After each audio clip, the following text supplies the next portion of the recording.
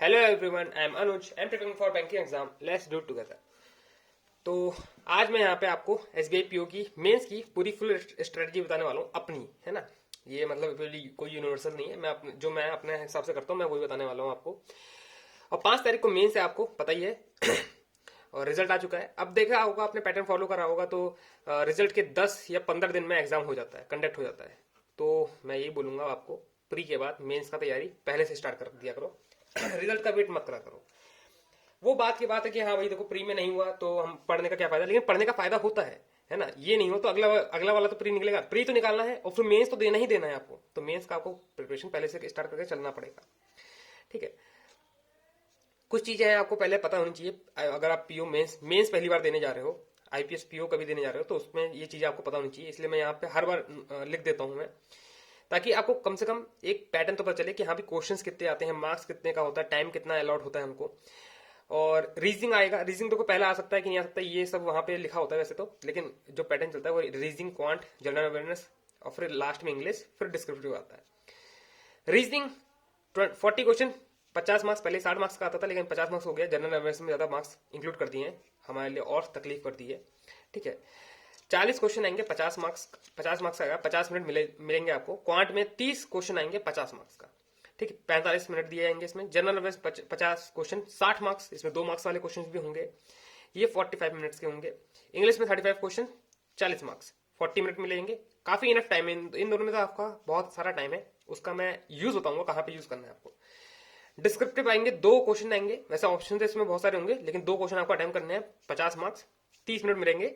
30-20 का रेशियो होता है ना, ये ऐसे, ये लेटर ऐसा ही होता है शायद। मतलब अभी मुझे इतना याद नहीं आ रहा, लेकिन हाँ यही होता है शायद, ठीक है। 157 क्वेश्चन होंगे, 250 मार्क्स आपका पेपर होगा। और 3.5 घंटे वहां पे आपको बैठना पड़ेगा, ठीक है। तो सबसे पहले हम लोग बात करेंगे रीजनिंग की, जो मेरा स्ट्रांग है। लेकिन इस साल पता नहीं क्या हो रहा है रीजनिंग में, सिर्फ आरआरबी पीओ को छोड़ के सबका रीजनिंग इतना टफ आया, इतना टफ आया, कुछ बताओ नहीं। आईपीएस क्लर्क का तो पूछो ही मत, क्लर्क मेंस का, ठीक है। रीजनिंग में क्या होता है कि कोडेड चीजें ज्यादा आएंगी, ठीक है। 2 मार्क्स के क्वेश्चन भी होंगे इसमें, 1 मार्क्स का क्वेश्चन भी होगा, जहां तक मुझे याद आ रहा है। ये ऐसे ही था पिछली बार, तो पैटर्न यही था, नहीं तो फिर देखते हैं। लेकिन कंटेंट पे आपको फोकस करना है। जो फर्स्ट प्रायोरिटी होगी वो आपकी ये होगी, कोडेड इनक्वालिटी हो गया, कोडेड ब्लड रिलेशन हो गया, कोडेड सिलॉप्स हो गया, कोडेड डिस्टेंशन डायरेक्शन हो गया, डेटा सफिशिएंसी हो गया। ये वाले क्वेश्चन काफी इजी होते हैं। प्री लेवल की इसमें पजल आएंगी दो। आपको बस बताना है कि स्टेटमेंट 1 स्टेटमेंट 2 मिला के आंसर आ रहा है कि नहीं आ रहा है, या फिर तीनों मिला के आंसर आएगा, थर्ड भी दे देगा, इंक्लूड कर देगा, ठीक है। तो ये आपकी फर्स्ट प्रायोरिटी होनी चाहिए। आपको ज्यादा मार्क्स यहां से ग्रैब करना है, ठीक है। फिर उसके बाद आता है सेकंड प्रायोरिटी पे input output, coding decoding and puzzle. ये आता है थर्ड पे। तो आप अगर यहाँ पे, मैं यही देखो मान के चलता हूँ कि अगर आपका 25 से 20 मार्क्स यहाँ पे कवर हो जाता है, देखो वहां पर कोई सेक्शनल मार्क्स तो आएंगे नहीं, लेकिन आपको अपने माइंड में तो लेकर चलना पड़ेगा। तो 20 से 25 मार्क्स आपको यहाँ पे कवर करके चलना पड़ेगा। 10 मार्क्स अगर यहाँ से ले आते हो, 10 से 15 मार्क्स यहाँ से ले आते हो, क्योंकि इतना पोर्शन होता है ना, आपको देगा ये इतना पोर्शन ग्रैब करने को। तो आप यहाँ से 10 मार्क्स और ग्रैब करके अपना मतलब सिक्योर कर सकते हो रीजनिंग में स्कोर, ठीक है। और प्रैक्टिस आपको बहुत हाई लेवल मॉक्स की करनी पड़ेगी इसके लिए, कि कोई भी आप हाई लेवल मॉक्स कर सकते हो यहाँ पे। फिर आते हैं हम लोग यहाँ पे क्वांट में, ठीक है। तो क्वांट में क्या है, नंबर सिस्टम, इस पे काफी फोकस होता है। पिछले साल से भी, सॉरी पिछले साल से या फिर पिछले मतलब एक साल से जो है नंबर सिस्टम पे काफी फोकस हो रहा है। इस पे क्वेश्चन काफी ज्यादा आ रहे हैं, काफी वेराइटी के क्वेश्चन आ रहे हैं। मिसिंग नंबर सीरीज भी आ रहे हैं, ठीक है। ये क्या देगा, आप एक एग्जांपल दे देगा मिसिंग नंबर सीरीज का, और फिर नीचे एक डिजिट देके फिर ए बी सी डी लिख देगा। फिर आपको ए बी सी डी की वैल्यू निकालनी है। फिर A B C D value से आपको कुछ क्वांटिटेटिव या फिर मैथमेटिकल ऑपरेशंस करवाएगा। फिर उसके ऑप्शन दे देगा, आपको वो मार्क करना पड़ेगा। मतलब ये सब चीजें हैं, आपसे मेहनत करवाएगा। क्वेश्चंस इजी होते हैं, बस आपसे मेहनत चीजें करवाएगा।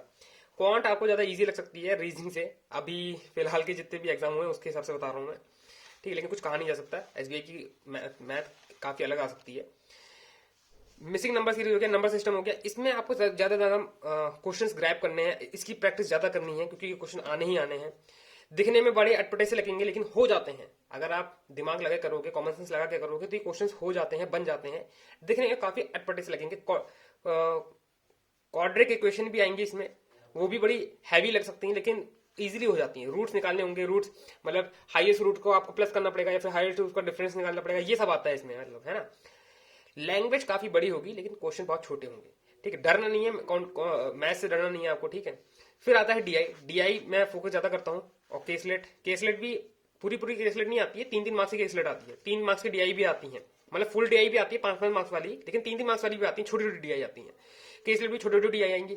एक अर्थमेटिक का बड़ा सा क्वेश्चन दे दिया जाएगा, ठीक है, उसमें कुछ फिल इन द ब्लैंक्स दे दिए जाएंगे। फिर ये 3 मार्क्स से एक मार्क, मतलब एक क्वेश्चन, 2 क्वेश्चन और 3 क्वेश्चन दे दिए जाएंगे, ये 3 मार्क्स का हो गया, है ना। इन जैसे क्वेश्चनों पे ज्यादा फोकस करना है क्योंकि यहाँ पे ऑप्शन से आप इजीली आंसर निकाल सकते हो। अर्थमेटिक का बता रहा हूँ, यही पैटर्न फॉलो होता है। अब आपका ऐसा नहीं प्री का एग्जाम नहीं कि एक अर्थमेटिक का क्वेश्चन आ गया, भाई सीआई ऐसा ही पूछ लिया आपने निकाल दिया, ये सब नहीं होगा, ठीक। एक बड़ा सा क्वेश्चन दिया जाएगा जिसमें हर चीज, पार्टनरशिप दिया जाएगा तो उसमें हर चीज इंक्लूड होगा। जैसे पार्टनरशिप का क्वेश्चन आ गया, ए बी सी ने कुछ अमाउंट इन्वेस्ट करा है, जो भी प्रॉफिट आया ए का उसने सीआई पे करा, इन्वेस्ट कर दिया अलग, ठीक, कुछ सालों के लिए। सी का जो भी आया प्रॉफिट उसने ऐसा ही ये सीआई पे उसने कर दिया, ठीक है। अब इसका जो डिफरेंस आएगा, ठीक, उस जो डिफरेंस आएगा वो बी के प्रॉफिट से कितना परसेंटेज ज्यादा है, आप समझ रहे हो, आप समझ रहे हो ना। ये जो मैंने क्वेश्चन अभी डिजाइन करा है इतना बड़ा, जिसमें पार्टनरशिप भी इंक्लूड हो गया, सीआईएसआई भी इंक्लूड हो गया, परसेंटेज भी इंक्लूड हो गया, डिफरेंस भी इंक्लूड हो गया, ठीक है। ये अब 3 मार्क्स का क्वेश्चन आ सकता है, मतलब किसी चीज में आपको ऐसा ही सीआई पूछ लेगा फर्स्ट क्वेश्चन में, सेकंड क्वेश्चन में, थर्ड क्वेश्चन में आपको उसका पूरा फाइनल क्वेश्चन पूछ लेगा, जो मैंने अभी बताया कि कितना परसेंटेज ज्यादा है। तो ऐसे क्वेश्चन आने के चांसेस ज्यादा होते हैं मेंस एग्जाम में, तो इनकी प्रैक्टिस आपको ज्यादा करनी चाहिए, ठीक है। एक क्वेश्चन पे काफी फोकस करते हैं ये लोग, ठीक है। तो क्वांट का तो ये हो गया। अब आप चलते हैं, बात करते हैं हम लोग जनरल अवेयरनेस की, ठीक है। तो जो इंपॉर्टेंट मंथ्स हैं, जो मेरे हिसाब से इंपॉर्टेंट मंथ हैं, वो होना चाहिए सितंबर, अक्टूबर, नवंबर, जिसमें अक्टूबर का ज्यादा पोर्शन आएगा। मंथली पीडीएफ, मैं तो यही कहता हूँ मंथली पीडीएफ कर लो। 2 सोर्स रखो अपने, एक पीडीएफ सोर्स, एक वीडियो सोर्स। अगस्त का भी मैं लेके चल रहा हूँ। अब देखो अगस्त सितंबर जिसने भी अभी तक मेंस दिए हैं, प्रीवियस मेंस दिए हैं, कम से कम 2, मिनिमम 2 मेंस अगर दिए हैं तो 2 या चलो एक ही ले लो, उसने एटलीस्ट सितंबर, अक्टूबर, नवंबर तो करा ही होगा, और अगस्त पे थोड़ा बहुत उसका गया होगा, फोकस गया होगा। तो आपको बस रिवाइज करना है, आपके पास ये चांस है एसबीआई पीओ में कि आपको ज्यादा इसमें पढ़ने की जरूरत नहीं, बस रिवाइज करना है। कुछ चीजें तो मुझे अभी भी तक याद है, रिपीट वाली चीजें तो रिपीट होंगी है। अब देखो जैसे आया था हमारा पीओ में आया था मेंस में कि नोबेल, हाँ ना,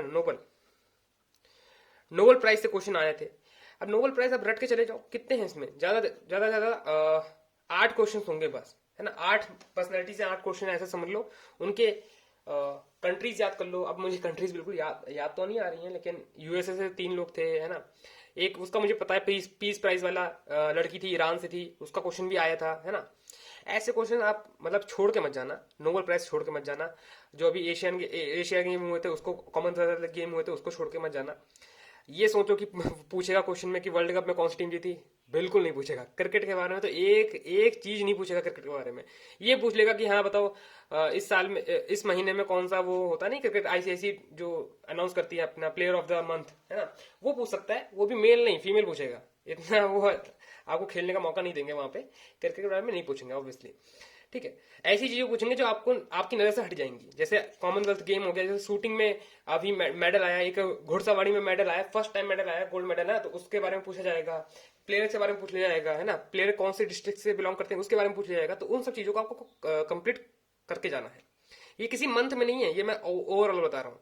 मंथ वाली चीजें तो अलग ही हो जाती है, मंथ में स्कीम आ जाएगी, गवर्नमेंट की स्कीम आ जाएगी, ठीक है, और बैंक की स्कीम आ जाएगी। बैंक के कुछ जो वो अनाउंस करते रहते हैं, है ना। एक आईरेस जो बहुत कॉमन है, क्योंकि ये क्वेश्चन आ चुका है, यस बैंक का आ चुका है। एक जैगर करके कोई कंपनी है, उसने यस बैंक के साथ कोलैबोरेट करा है, ऐसा करके ना क्रेडिट कार्ड निकाला है एसबीआई वाला। एसबीआई वाले एनआरआई को करंट अकाउंट का ओपन करना है। ये सब चीजें हैं जो आएंगी। पीडीएफ सोर्स जो मेरे हैं वो अफेयर क्लाउड, इतना पसंद तो नहीं है मुझे खैर, क्योंकि काफी डीप होता है, काफी कॉम्प्लेक्स होता है इसको पढ़ना, मैं वो भी ज्यादा प्रेफर करता हूँ, ठीक है। वीडियो भी मैं हॉलीवुड की देख लेता हूँ, जो भी मंथली देखता हूँ। इतना ही टाइम मिलता है, इससे ज्यादा अगर आपको टाइम मिल रहा है तो बहुत अच्छी बात है, इन्वेस्ट कर लो, पढ़ लो, लेकिन मेरे पास इतना ही टाइम मिलता है, मैं इतना ही कर पाता हूँ। तो मैं ये 4 वीडियो देखूंगा, ठीक है, उसके अलावा कुछ नहीं देखूंगा, बस ये कवर करके जाऊंगा, बाकी रिवाइज करूंगा मैं, ठीक है, पीडीएफ से। इंग्लिश पे आते हैं। तो इंग्लिश में आपको रीडिंग कॉम्प्रिहेंसिव देखने को मिलेगा, आरसी जैसे कह सकते हो। एक टाइप की नहीं, तीन टाइप, दो टाइप की आरसी आती है। एक तो एक आरसी होती है जो कॉमन आरसी होती है, एक आरसी होती है पैराग्राफ वाली, पैराग्राफ 1, पैराग्राफ 2, पैराग्राफ 3, ऐसी वाली आरसी भी आएगी। इसमें क्वेश्चन आएंगे, मीनिंग सेम होता है, बस इसमें थोड़ा सा फैंसी बना दिया, पैराग्राफ, पैराग्राफ 1, पैराग्राफ 2, पैराग्राफ 3, है ना, थोड़ा फैंसी वर्ड बना दिया है। डायरेक्ट क्वेश्चन तो आप मतलब इमेजिन मत कर लेना कि डायरेक्ट क्वेश्चन आ जाएंगे आपको। बहुत ही घुमा फिरा के क्वेश्चन देगा, पूछेगा कि बताओ ऑथर क्या सोच रहा है ना, आरसी उसने दी, पढ़ो आप, फिर पूछेगा कि ऑथर क्या सोच रहा है ना, इस बारे में, इस टॉपिक के बारे में, ये सब आपको प्रेडिक्ट करना पड़ेगा, बताना पड़ेगा, है ना। यही वही चीज है, फोकस कैसे पढ़ोगे तभी बता पाओगे, ठीक है। आरसी हो गया, क्लोज टेस्ट हो गया, फिल इन द ब्लैंक्स हो गया, double double fill in the blanks आ सकते हैं, वर्ड एंड सेंटेंस रिप्लेसमेंट हो गया, ये भी डबल डबल आ सकते हैं, ठीक है। ट्रिपल भी आ सकते हैं, जिसमें वर्ड रिप्लेसमेंट में ए बी सी ऐसे करके ऑप्शन दे रखे होते हैं ना, सी बी ए, ठीक है, आपको ये सब चूज करना पड़ता है। कभी कभी तो ऐसे क्वेश्चन आ जाएंगे जिसमें एक से ज्यादा बन रहे होंगे, जैसे बी सी ए ऐसे करके दे दिया, अब नीचे लिख देगा 1 और 2 फॉलो कर रहा है, या फिर सेकंड और थर्ड फॉलो कर रहा है, या फिर फर्स्ट और थर्ड फॉलो कर रहा है, या फिर ऑल फॉलो कर रहा है ना, सब मतलब सेम मीनिंग निकाल रहे होंगे, कुछ ना कुछ इज और आर का डिफरेंस होगा, ठीक है। तो ऐसे क्वेश्चन आ सकते हैं। ईडीएम फ्रेजेस आ सकते हैं, इसको पढ़ के जाना, इसकी मीनिंग पूछ सकता है। पैराजंबल आ सकता है, पैराजंबल तो आएगा ही, ऑब्वियसली आएगा, ठीक है, बड़ा पेपर है, इंग्लिश का पेपर है तो आएगा ही आएगा। इंग्लिश का मैंने आपको बता दिया है, ठीक है। बस यही चीज है, आपको फोकस के साथ रीड करना है। सबको इंग्लिश में परेशानी होती है, मुझे पता है, लेकिन आप हम लोग फोकस के साथ रीड नहीं करते, इसलिए परेशानी आती है, ज्यादातर परेशानी इसीलिए आती है, ठीक है। अब चलते हैं सबसे लास्ट टॉपिक पे, जिसके बारे में काफी लोगों को मतलब डर बना रहता है, पता नहीं क्यों डर बना रहता है, मुझे समझ में नहीं आता। चलो ठीक है, लेकिन डिस्क्रिप्टिव है ना, एसे राइटिंग और लेटर राइटिंग, ये आता है शायद 30 मार्क्स का, क्योंकि बड़ा होता है, ये आता है 20 मार्क्स का, ठीक है। मेन चीज होती है फॉर्मेट। फॉर्मेट अगर आपको पता है ना, फॉर्मेट पता है तो आपको मतलब 20 में से 5 मार्क्स यहीं पे मिल जाएगा, 30 में से 5 या फिर 8 मार्क्स यहीं पे मिल जाएगा, अगर आपको फॉर्मेट अच्छे से आता है, आपने फॉर्मेट के हिसाब से लिखा है तो। बाकी टॉपिक यहाँ पे दे रखे होते हैं, उनका आप यूज करा करो, उनमें जो वर्ड्स होते हैं उनका भी यूज करा करो, ठीक है, क्योंकि अल्टीमेटली हमारा जो ये पेपर होगा वो एक कंप्यूटर ही चेक करेगा, कोई मतलब आदमी बैठ के चेक नहीं करने वाला, कंप्यूटर ही चेक करता है, तो ये सब चीजें एरर को देख लेता है। अगर आपने उसी वर्ड्स को यूज करा तो समझ जाएगा कि हाँ इसी के बारे में बात कर रहा है, ठीक है। बाकी मैं ये बताऊंगा कि आप इसका फॉर्मेट समझ लेना, फॉर्मेट के लिए मैंने आपके लिए यहाँ पे बना रखा है, ठीक है, पूरी मेहनत कर रखी है फॉर्मेट के लिए। लेटर के बारे में बात करते हैं। लेटर दो पार्ट में आते हैं, एक फॉर्मल लेटर आएगा, इनफॉर्मल लेटर आएगा। फॉर्मल लेटर जो आपको मतलब एक किसी ऑर्गेनाइजेशन को लिखना पड़ता है, या फिर अपने बैंक को लिखना पड़ता है, रिक्वेस्ट डालते हो, या फिर किसी चीज के बारे में लिखना होता है। इनफॉर्मल मतलब अपने यार दोस्त को लिखो, है ना, फैमिली मेंबर्स को लिखो, ठीक है, ये सब आता है इनफॉर्मल लेटर। लव लेटर इसमें इनफॉर्मल में आता है, ठीक है, लव लेटर इनफॉर्मल में आता है, फॉर्मल में आएगा जो लीव एप्लीकेशन देते हो ऑब्वियसली आपको, ठीक है। दोनों के फॉर्मेट अलग होते हैं, बस इतना ध्यान रखना। सबसे पहले फॉर्मल लेटर की फॉर्मेट की बात कर लेते हैं। ये जो फॉर्मेट है ये आप बना लेना, है ना, बना लेना। कब बनाओगे? जब आप इंग्लिश का सेक्शन सॉल्व करोगे या फिर जनरल अवेयरनेस का क्वेश्चन सॉल्व करोगे ना, वहां पे आपको बहुत सारा टाइम मिलेगा, 20 मिनट मिलेगा। 20 मिनट में आप ये चीजें बना लेना, याद करके चले जाओ, बना लेना, आराम से बना लेना, ठीक है, ताकि जब आप बैठो टाइप करने तो आपको कहीं इधर उधर देखने की जरूरत नहीं पड़े, या बस यहाँ पे देखो, यहीं से चीजें आप नोट करना चालू कर दो, ठीक है। तो फॉर्मल लेटर की फॉर्मेट की बात करी जाए तो सबसे पहले आएगा सेंडर एड्रेस। सेंडर एड्रेस मतलब मेरा एड्रेस, लाइक मैं लिख रहा हूँ किसी बैंक को लिख रहा हूँ, पीएनबी नहीं, एसबीआई की बात हो रही है यार एसबीआई बैंक को लिखना है। पीएनबी मतलब पीएनबी बैंक में मेरा खाता है, इसलिए मुझे पीएनबी बैंक याद आता है। एसबीआई बैंक को हम लोग लेटर लिख रहे हैं, सबसे पहले मेरा एड्रेस आएगा, सेंडर एड्रेस। अब कुछ लोग पूछते हैं XYZ लिख दें एड्रेस में, अरे मर्जी है भाई, कोई इतना चेक करेगा ही नहीं। मैं तो अपना फुल एड्रेस लिख देता हूँ, कोई दिक्कत नहीं है, पिन कोड के साथ। पिन कोड मैं मेंशन कर देता हूँ, क्यों करता हूँ, थोड़ा सा लेंथ बढ़ जाती है ना, वर्ड्स बढ़ जाएंगे, वर्ड्स आपको इंक्लूड करना है, इसलिए पिन कोड भी मैं मेंशन कर देता हूँ। फिर आएगी डेट। डेट आपको याद कर लेनी है, 5 दिसंबर 2023, ठीक है। इसको लिखने के बहुत सारे तरीके होते हैं, आप कोई सा भी तरीका ऑप्ट कर सकते हो। मैं दिसंबर 5 भी लिख लेता हूँ, ये भी होता है ना, फैंसी तरीके हैं, कुछ भी लिख लो आप, जो आपको समझ है। फिर आएगा रिसीवर एड्रेस, है ना। रिसीवर एड्रेस मतलब एसबीआई की ब्रांच, एसबीआई बैंक, फिर एड्रेस, फिर उसका पिन कोड, ये सब लिख सकते हो। फिर आएगा सब्जेक्ट। सब्जेक्ट में मतलब जो टॉपिक है ना, एप्लीकेशन देनी है, रिक्वेस्ट देनी है, लोन की एप्लीकेशन देनी है, ट्रांसफर का अपना एप्लीकेशन देनी है, या फिर मनी ट्रांसफर हुआ है लेकिन कट गया है पैसा लेकिन ट्रांसफर नहीं हुआ है, उसका लेटर देना है। ठीक है, ये सब चीजें होती हैं।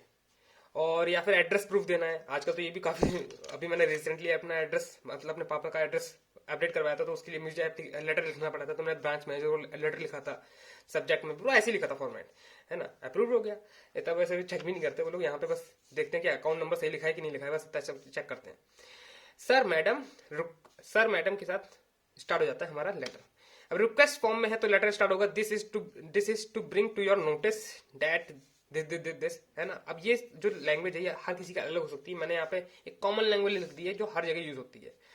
फिर आएगा बॉडी पार्ट, जहां पे आप हर चीज मेंशन करोगे। अगर अकाउंट डिटेल का है तो अकाउंट डिटेल भी मेंशन करोगे, जितना आपको लेंथ बढ़ा सकते हो ना उतना बढ़ाना है आपको।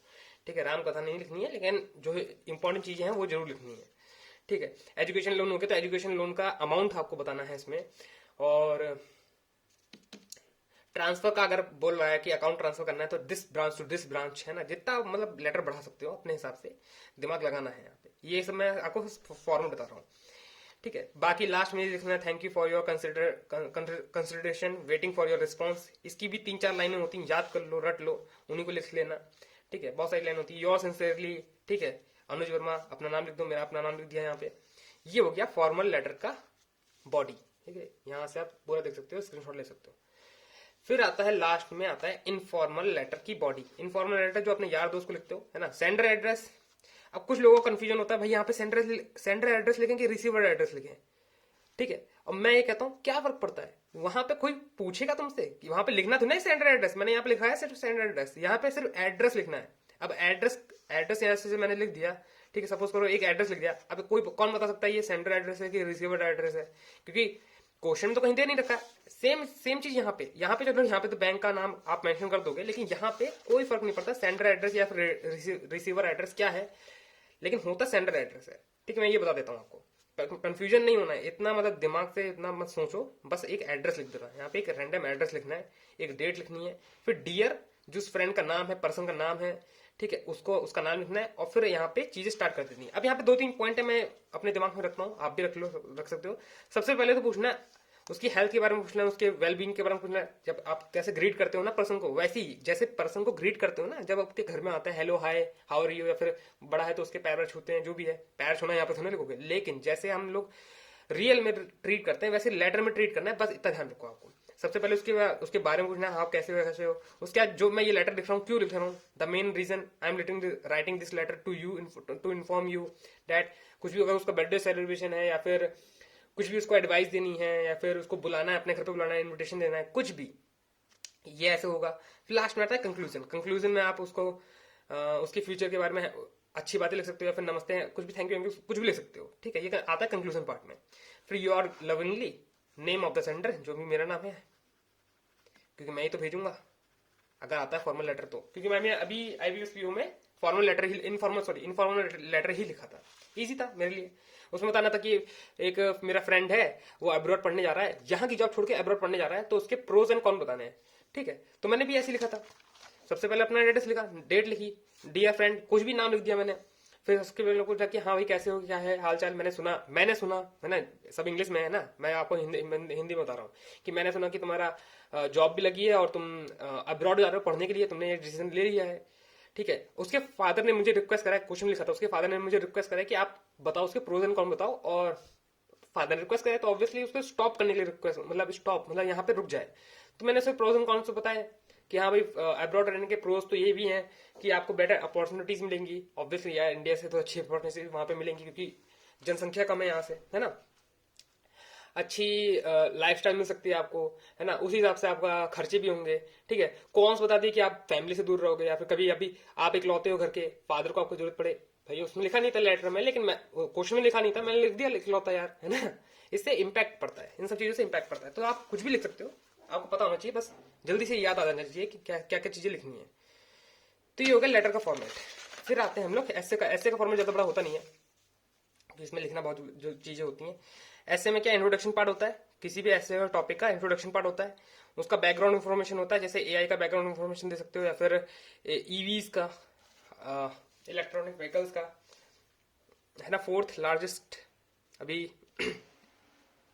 अपनी कंट्री है, कार मैन्युफैक्चर नहीं, कार ऑप्ट में, मतलब जिनके पास सबसे ज्यादा कार्स है, फोर्थ लार्जेस्ट है, तो हम सबसे ज्यादा ईवी का मार्केट यहाँ भी हो सकता है। अभी मैंने रिसेंटली इस लेटर को प्रैक्टिस करा, इसलिए मैं ईवी के बारे में बता रहा हूँ आपको। फिर आता है बॉडी पार्ट, आता है बॉडी पार्ट। इंट्रोडक्शन पार्ट हो गया एक, मैं इसमें बोलता हूँ 5 पॉइंट लेके चलो, 5 पॉइंट लिखने हैं आपको, बस एक इंट्रोडक्शन पार्ट हो गया, 1 पॉइंट। बॉडी पार्ट में 5 या 4 पॉइंट है ना। बॉडी पार्ट में उसके फीचर्स बता दो, फैक्ट बता दो, आइडियाज बता दो कि आगे क्या हो सकते हैं, ठीक है, ये सेकंड पॉइंट हो गया।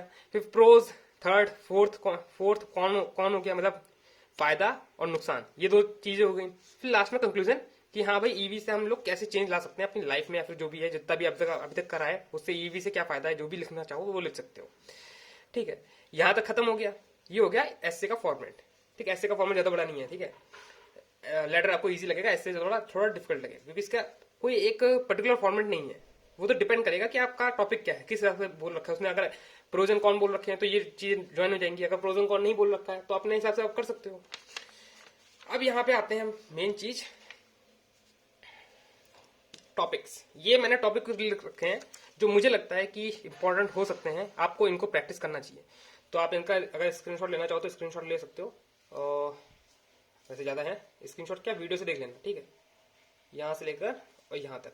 इसमें मैंने सारे टॉपिक जितने भी तक मुझे लग रहे हैं, देखो जैसे साइबर सिक्योरिटी थ्रेट्स जो बैंकिंग इंडस्ट्रीज में होते हैं वो भी लिख रखा है। Artificial intelligence most common topic, artificial, ये एआई, ये कॉमन टॉपिक है, लेकिन एआई विद एजुकेशन, हॉस्पिटल, है ना, ट्रांसपोर्ट डिपार्टमेंट और म्यूजिक इंडस्ट्री, है ना। अभी क्योंकि क्या है ना, एआई का काम काफी एंटरटेनमेंट इंडस्ट्री में काफी आ चुका है, तो वो सब चीजें पूछेगा। कैशलेस इकोनॉमी पूछेगा, बून एंड पेन पूछ सकता है, pros and cons of e commerce पूछ सकता है, ई कॉमर्स के प्रोज एंड कॉन्स क्या क्या हो सकते हैं, कि हम प्रोडक्ट्स को सिर्फ देख सकते हैं लेकिन उसकी क्वालिटी चेक नहीं कर सकते, या मतलब कॉन्स भी लिख सकते हो, है ना। ऑनलाइन गेमिंग का क्या फ्यूचर है अपने इंडिया में, ये लिख सकते हो। रोल ऑफ नाबार्ड, ये भी मैंने लिखा है, देखो ये नाबार्ड वाला आरआरबीज में जो ऑफिसर लेवल होते हैं उसमें आता है, लेकिन मैंने लिख लिया है कि role of NABARD in Indian agriculture economy, क्योंकि आपको पता है ना नाबार्ड सिर्फ रूरल एरियाज में ज्यादा फोकस करता है, आरआरबीज इसके अंडर ही आता है, ठीक है। ई बैंकिंग मतलब जो मोबाइल ऐप में जो बैंक के एप्लीकेशन होती है उनके प्रोज एंड कॉन्स क्या हैं वो बता सकते हो आप। जैसे मैंने अभी अपने उसमें करा था कि एड्रेस या पैन कार्ड मैंने अटैच करवाया था, लेकिन उसके लिए भी मुझे बैंक जाना भी पड़ा, क्योंकि वहां पे जाके वेरीफाइड होता है, पर्सन टू पर्सन वेरीफाई होता है। अभी कुछ बैंक के एप्लीकेशन में वो फीचर्स आए नहीं है जो मतलब डायरेक्ट हो जाए, आप वहां पे लिख सकते हो, लेकिन आपको वेरीफाई वहीं बैंक में जाकर करवाना पड़ेगा। ये मतलब कौन में आ सकता है, प्रोज तो आपको सबको पता ही है ना, ऑनलाइन ट्रांजेक्शन कर सकते हो इजिली कहीं पे भी। How to tackle farmer suicide issue, ये भी आ सकता है ना। फेक न्यूज ये सोशल मीडिया वाला फेक न्यूज, ये टॉपिक काफी इंपॉर्टेंट होते हैं, ये आ सकता है। साइबर बुलिंग के लॉज लाने वाली है यहाँ पे, ठीक है, ये भी ला सकते। डेटा सिक्योरिटी वाले जो क्वेश्चन होते हैं ये भी आ सकते हैं question. Startup economic of India, ठीक है। दिल्ली एनसीआर पॉल्यूशन, ये सबको पता है, पराली जलती है जो है ना अभी, क्योंकि दिसंबर का मौसम आ गया है, पॉल्यूशन ज्यादा फैलेगा, तो मैं मतलब ये टॉपिक आ सकता है मे बी। डिजिटल पेमेंट आ सकता है, इश्यूज बात करी जाएंगी, अपॉर्चुनिटीज इन इंडिया भी बात करी जाएंगी। इशू और अपॉर्चुनिटी मतलब प्रोज एंड कॉन्स, ठीक है। क्रिप्टो करेंसी एंड ब्लॉकचेन, इसके बारे में पूछ सकता है। ई लर्निंग पूछ सकता है कि how is effective e learning, मतलब जो मैं जो पढ़ा रहा हूँ प्लेटफॉर्म पे, पढ़ा के आ रहा हूँ मतलब गाइड कर रहा हूँ, तो ये भी एक टाइप की ई लर्निंग हो गई ना। ऐसे कितने सारे प्लेटफॉर्म खुल चुके हैं, आपको पता है कोविड के बाद कितने सारे खुल चुके हैं, ठीक है, उनके बारे में पूछेगा। रशियन वॉर के बारे में पूछ सकता है, रशियन यूक्रेन वॉर के मतलब पर्टिकुलर इस वॉर के बारे में भी पूछेगा। Impact of war on a country, ये पूछ सकता है कि भाई सप्लाई चेन बंद हो जाती है, क्योंकि आपको पता है ना यूरोप में यहाँ पे रशिया से जो ईंधन जाता था या फिर जो भी गैस या फिर पेट्रोल जाता था वो अब बंद हो गया। अब यूरोप को अरब कंट्रीज से खरीदना पड़ रहा है, मतलब ये सब क्या है, ये वॉर के कॉन्सिक्वेंसेस हैं, ठीक है। क्योंकि रशिया जो है वो एरिया में वो काफी बड़ा है, उसके पास सारे खनिज पदार्थ भी हैं, हर चीज का उसके पास एक्सेस, क्योंकि उसका पास एरिया बड़ा है, हर चीज है वहां पे, पहाड़ भी है, पानी भी है, नदियां भी हैं, ठीक है। इसलिए वो चीज उनके पास चीजें ज्यादा है, पॉपुलेशन कम है, क्योंकि वहां पर सर्दी ज्यादा है तो इसलिए पॉपुलेशन थोड़ी कम है, ठीक है। इसलिए वो दूसरे कंट्रीज पे कैसे इंपैक्ट डाल रहा है, क्योंकि वहां पे वॉर चल रहा है ना, भाई वॉर पे ध्यान देंगे कि भाई इन सब चीजें सप्लाई चेन पे ध्यान देंगे। और यूरोप का अब पॉलिटिक्स, ये सब पॉलिटिक्स है, अब पॉलिटिक्स में पढ़िए, मैं बता रहा हूँ, मतलब ऐसी चीजें लिख सकते हो, है ना, थोड़ा बहुत तो पता ही होना चाहिए ना। Impact of war, 5G services India कैसे इंपैक्ट डाल रही है ना, स्पीड आ रखी है अभी, यहाँ पे स्पीड मेंशन कर सकते हो, मैं तो स्पीड भी मेंशन करता हूँ 600 Mbps, ठीक है, स्पीड मेंशन करता हूँ, कोई दिक्कत नहीं है, जो आपको लिखना हो वो लिख सकते हो, ऐसे है ये।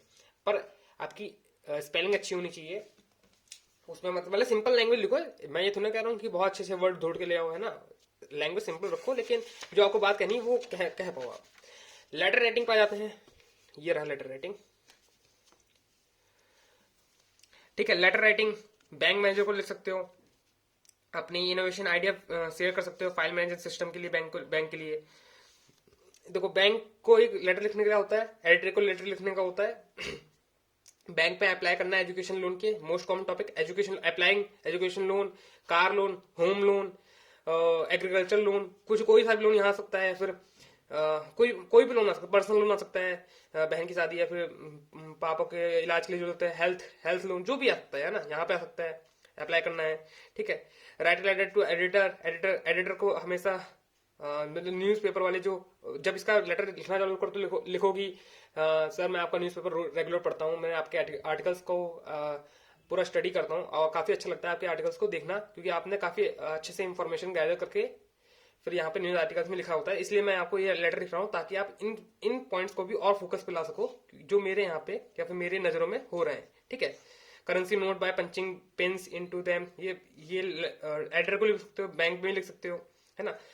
पहले, अब तो रबर बैंड्स आ गई, पहले तो क्या होता था कि 10 की नोट की गड्डी होती थी, उस पर स्टेपलर लगा देते थे, है ना, तो उससे क्या होता था कि डैमेज हो जाती थी कंट्री, वो करेंसी डैमेज हो जाती थी कंट्री का। रीजनल मैनेजर को लिख सकते हो, आरओ को, बैंकिंग टाइमिंग के लिए, वैसे सुनी तो जाएंगी नहीं लेकिन लिख सकते हो, है ना, कुछ भी आ सकता है, लेटर लिखने में तो कुछ भी आ सकता है। ये सारे बहुत सारे टॉपिक्स हैं मैंने यहाँ पे, अब मैं हर टॉपिक को तो डिस्कस नहीं कर पाऊंगा। हाँ, write a letter to BM branch manager, reporting missing debit card, credit card, passbook, या फिर कुछ भी लिखना है यहाँ पे, फ्रॉड हुआ है आपके साथ उसके बारे में रिपोर्ट करना है, यहाँ पे लिख सकते हो।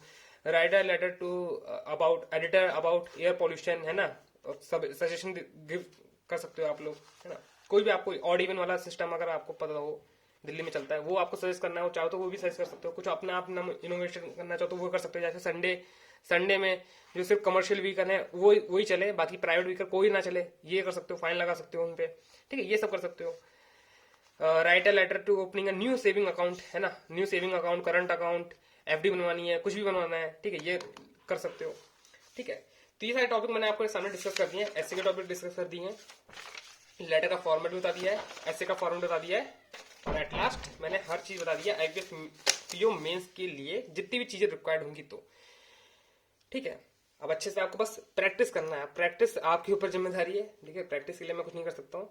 हाई लेवल मॉक्स लगाओ, अच्छे से प्रैक्टिस करो, एक दिन में एक मेंस का फुल मॉक लगाओ। ठीक है, विद एसए, एक एसए रेगुलर लिखो, एक लेटर रेगुलर लिखो। कहाँ पर प्रैक्टिस करना है मैंने कई बार बता रखा है, मैंने अपनी प्रीवियस वीडियो में बता रखा है कि कहाँ पे प्रैक्टिस कर सकते हो। मेल होती है ना, मेल, चलो मैं बता देता हूँ कहाँ पे प्रैक्टिस करना है, यहीं पे बता देता हूँ। हाँ, तो आप लोग यहाँ पे प्रैक्टिस कर सकते हो ईमेल पे, है ना, ईमेल पे प्रैक्टिस करना है, कंपोज करना है आपको, कंपोज पे जाना है और फिर यहाँ पे बड़ा कर देना है इसको, बस। टू जिसको भी लिखना है कोई भी ईमेल डाल सकते हो, है ना, मत भी डालो, कोई भी दिक्कत नहीं है, सब्जेक्ट लिख दो, फिर यहाँ से स्टार्ट करना, टाइप करना अपना स्टार्ट कर दो। ठीक है, पूरा ईमेल की तरह यहाँ पे टाइप, मतलब लेटर अगर लेटर लिखना है लेटर की तरह टाइप करो, एससी लिखना है एससी की तरह टाइप करो और सेंड कर दो। ठीक है, यहाँ पे प्रैक्टिस कर सकते हो। देखो एक मैंने लेटर यहाँ पे लिखा था, पूरा लेटर आप देख सकते हो, मैंने ये सेंड भी कराया। ठीक है, यहाँ से मतलब ऐसे ही एग्जैक्टली मैंने यही सब चीजें लिखी हैं। एक सेकेंड, हाँ नहीं ठीक है, नहीं मैं उसमें चेक कर रहा था, मैंने क्या अपना रियल एड्रेस दे दिया क्या, वैसे पता ही कहाँ चलेगा। ठीक है, कोई बात नहीं, है ना। तो ये चीजें मैंने यहाँ पे मेंशन करी है, ये एक लेटर है जिसको मैंने सेंड करा था। तो ये बता रहा था मैं, आप कहाँ प्रैक्टिस कर सकते हो, है ना, ईमेल पे आप प्रैक्टिस कर सकते हो, कंपोज करो और यहाँ पे आ जाएगा, फिर इसको बड़ा कर लो बस, और यहाँ पे लेटर टाइप करना स्टार्ट कर दो या फिर ऐसे जो भी करना है सेंड कर दो, ऐसे करके सेंड आ जाएगा। ठीक है, यहाँ पे प्रैक्टिस कर सकते हो। और वीडियो को यहीं पे एंड करते हैं, and that's all for today. I will meet you guys in next video. Till then work hard and stay motivated. Thank you guys for watching.